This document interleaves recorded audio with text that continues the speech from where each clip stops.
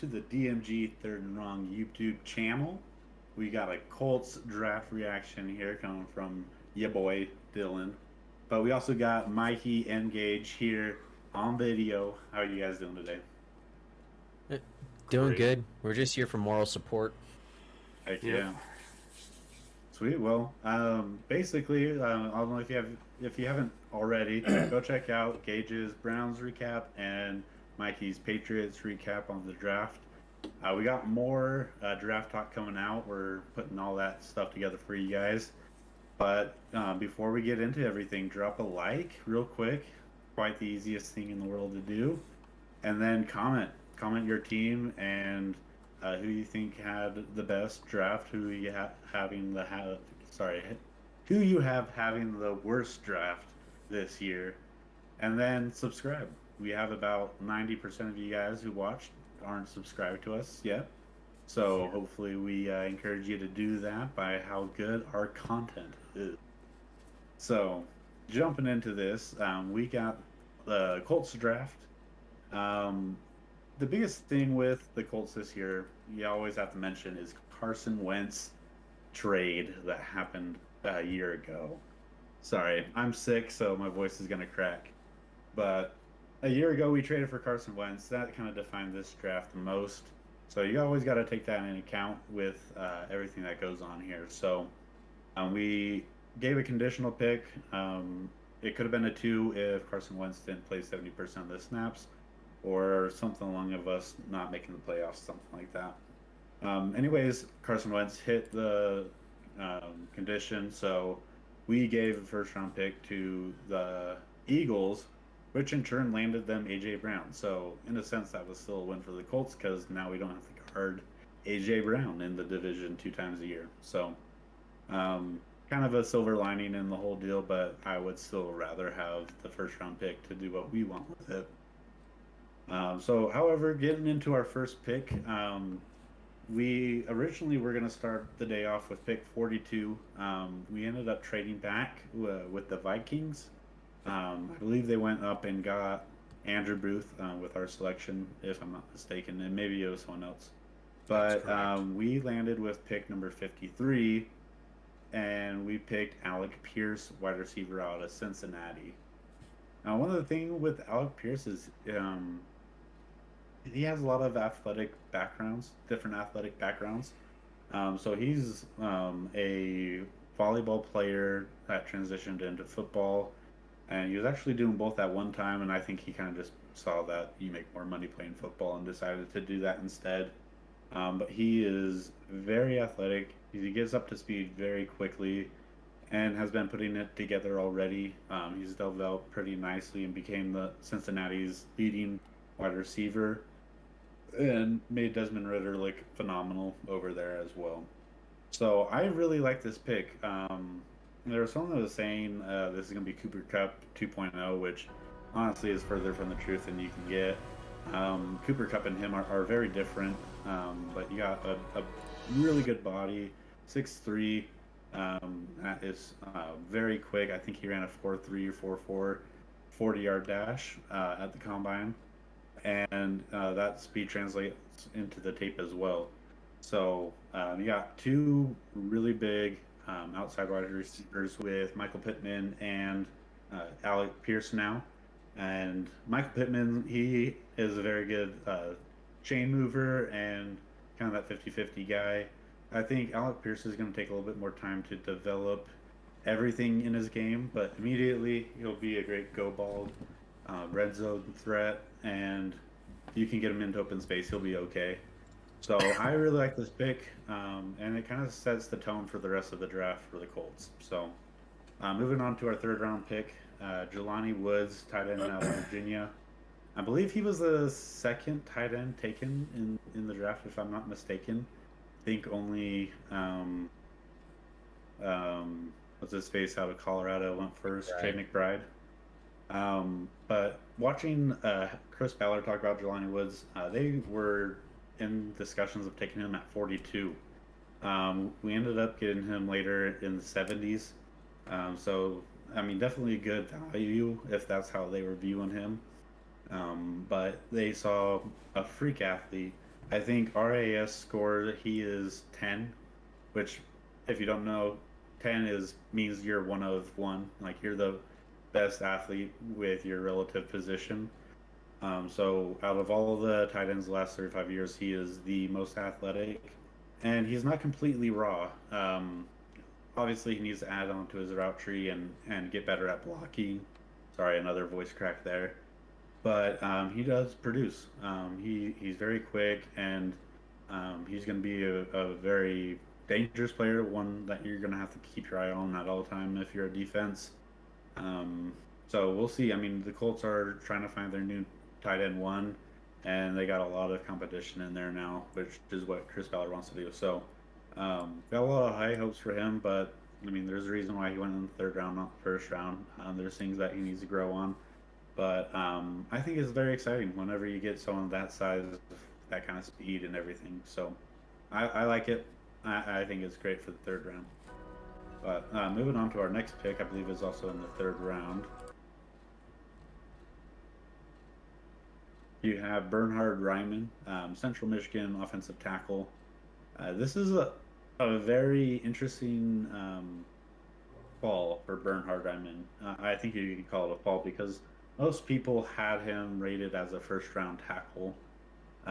Really, the thing though is he's very new to the position, and Central Michigan isn't going up against Alabama rushers, Georgia rushers, all that kind of thing.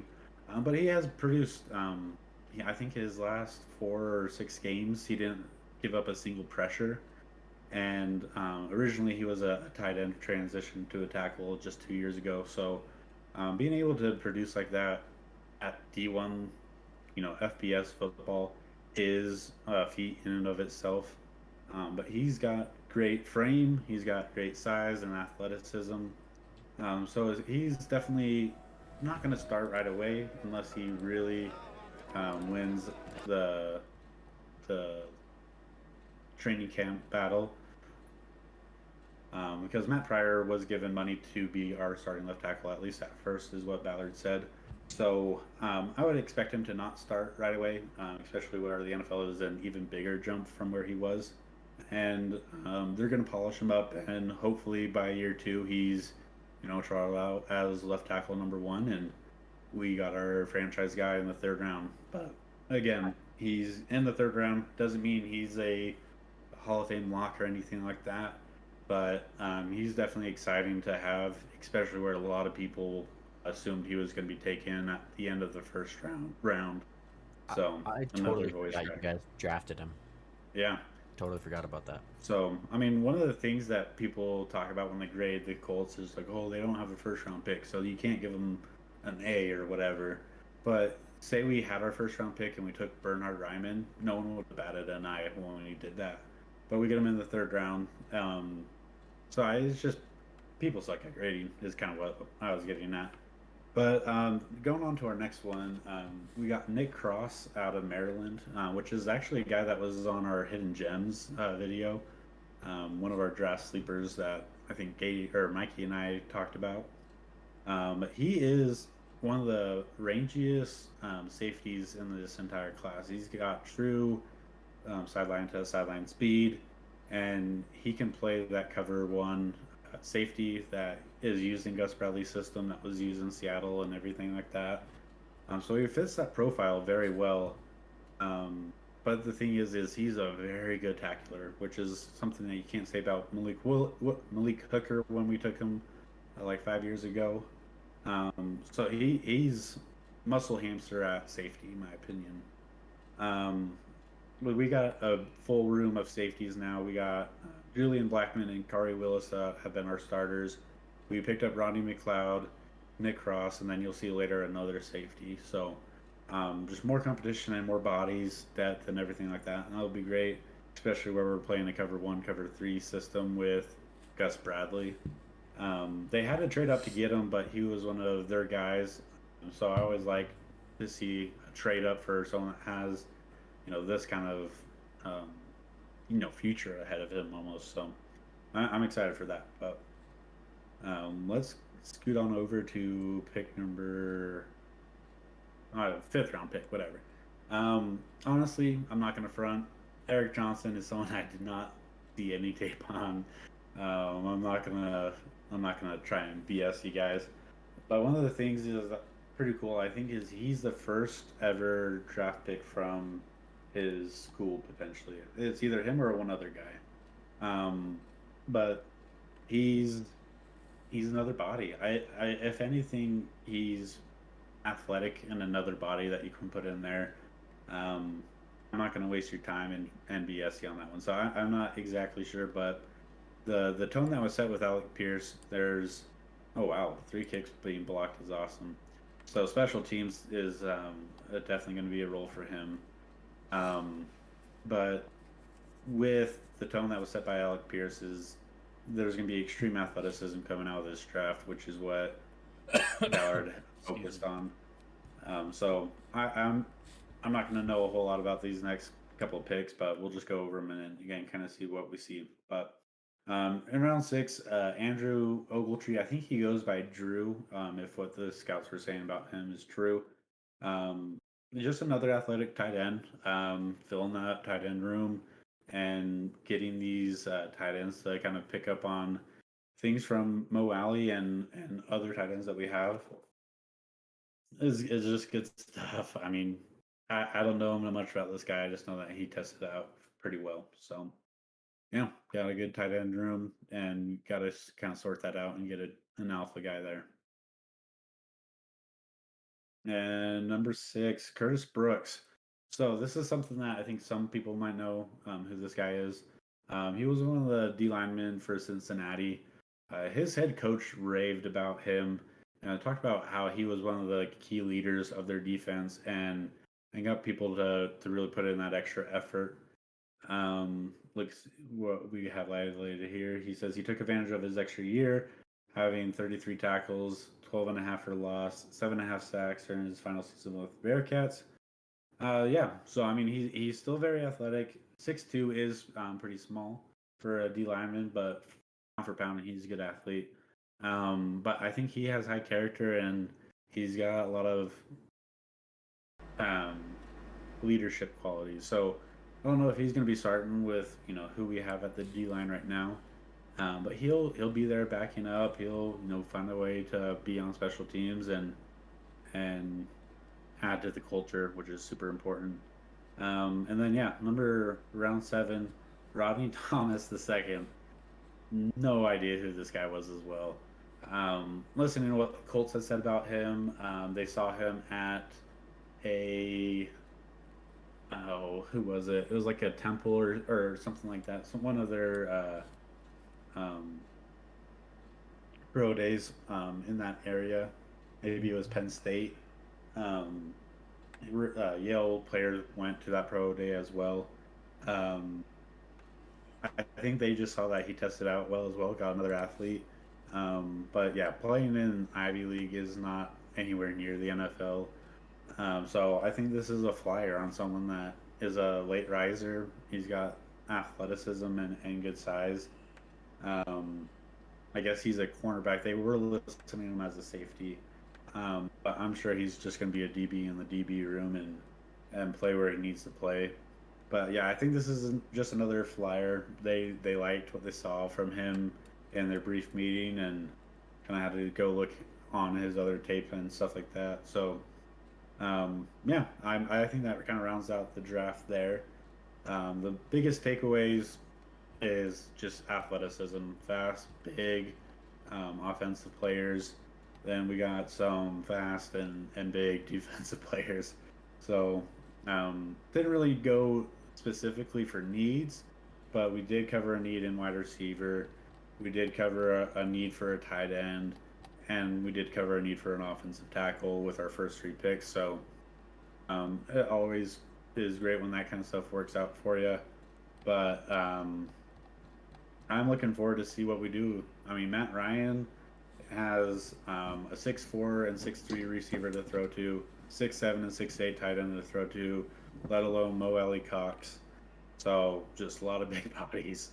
Can't really miss too many of them. So I'm excited to kind of see what we do. But what are your guys' thoughts on what the Colts did? I think you guys cleaned up all right. I do like the Alex Pierce pick. Yeah. Yeah. I think for some people it might be a reach, but I mean, if he tests well, and that's what you guys need and we're looking for, obviously you guys are gonna take your guy. You're not just gonna hold on and wait, and just in case he is there, like in the third or something like that. Like you're gonna go get your guy.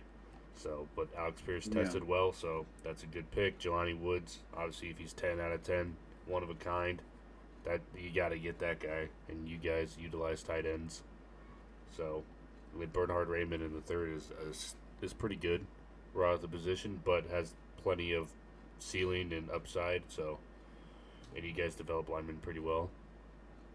And then Yeah, Nick I mean, Cross right here is like kind of like the cherry on top with your guys' first four that was my picks. favorite pick from you guys. yeah, So when I saw that, I was like, holy cow, we got Nick Cross. But going back to Bernhard Ryman, one of the things I didn't say is how nice is it to start your career next to Quentin Nelson? Yeah. Like that is gonna make him look so much better. Yeah, he'll look. He'll. Yeah. He should turn out fine. Yeah. Colts have good I think offensive so. linemen. They're good at producing them and stuff like that. Nick, you guys put in work with your first four picks. That's for sure. You guys didn't go away from anything, or like you just went straight for the needs, and you got really solid players for what picks you had. So, and then you just took some guys that have upsides that could turn out to be something with the rest of your picks. So overall, for what you guys had, I'd probably give you a B. Yeah, I would B say minus BB there, plus.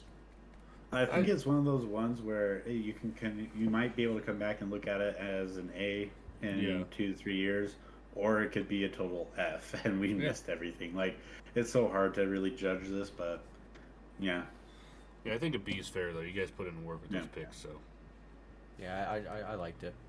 I was salty about the Nick Cross. yeah, and he's super young too, which Big is kind of factor right for up the Browns. yeah. Yeah, he's like 20. I think he'll be turning 21 when the season starts. Yeah. crazy. So no, I'm excited. I mean, I think that's the great thing about the draft is you get a lot of excitement about the possibilities and stuff like that. I just wanted to finish off this video kind of to show you what the Colts do with their drafts. I've listened to Chris Ballard over the last 5 years, so I kind of have a synopsis for it. They look for um, obviously they look for what everyone else is looking for: talent, production, and ceiling, that kind of thing. But they put a stronger emphasis on character than I feel like I see it in most other um, front offices do. And if you hear Chris Ballard talk about Alec Pierce, he believes that he's probably one of the highest character players that he's seen, and that is what is going to get people drafted to the Colts. So like that's why I preface like going into like mock drafts and stuff like that is we have no idea who these teams are going to take because they have certain things outside of tape and film and testing numbers that they're looking for, and it could be a conversation that they had with the scout that's driving them to their facility, or it could be a conversation that he had with a towel guy at their college. There's so many details that these draft rooms get into because that's their job, that like they can win or lose their jobs by putting their stakes on these players. So if we knew more about these players, I think we could be a lot more accurate. But I'm excited, dude. I love the thought of having Michael Pittman and Alec Pierce in a bunch set and just being like, okay, who's got the 6'4" guy, who's got the 6'3" guy, and what the hell do we do? So I'm excited for that. I think that's going to make a lot of interesting plays just kind of develop and come out of our system. So yeah, but if you guys have watched this far, drop a like if you haven't yet. Drop a comment. You can call out my BS if you want to, or you can agree with it. We don't really care. I mean, we're here to just vibe. But definitely subscribe if you haven't. We put out more content, and hopefully you're getting content you like, that it's not just the same old stuff that you hear from ESPN and whoever else is out there. CBS does a lot of stuff, PFF. So hopefully we're just another opinion for you guys to listen to. But Other than that, deuces. Peace out.